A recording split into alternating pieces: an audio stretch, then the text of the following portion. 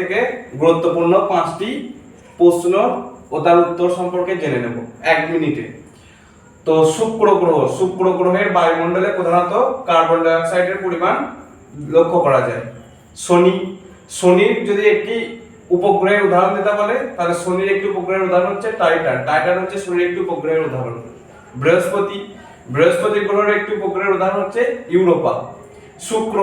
শুক্র গ্রহ এই শুক্র গ্রহকে লুসিফার ও মর্নিং স্টার নামেও পরিচিত। এর আরেক নাম হচ্ছে শুক্র গ্রহের আরেক নাম হচ্ছে লুসিফার ও মর্নিং স্টার। ইউরেনাস হচ্ছে বরফের দৈত্য বলা হয়। ইউরেনাস গ্রহকে বরফের দৈত্য বলা হয়। বুধ যদি গ্রহের কক্ষপথের পথ হচ্ছে সবথেকে বেশি উপবৃত্তাকার। এই বুধ গ্রহটির কক্ষপথের পথটি হচ্ছে সবথেকে বেশি উপবৃত্তাকার। যদি বলা হয় কোন গ্রহের পথ সবথেকে বেশি উপবৃত্তাকার তাহলে হচ্ছে বুধ গ্রহটির পথ হচ্ছে সবথেকে বেশি উপবৃত্তাকার। আর শুক্র গ্রহ পূর্ব থেকে পশ্চিম দিকে ঘোরে। তো আজকে আমরা 1 মিনিটে 5টি গুরুত্বপূর্ণ প্রশ্ন ও তার উত্তর জেনে নিলাম ভূগোল অধ্যায় থেকে।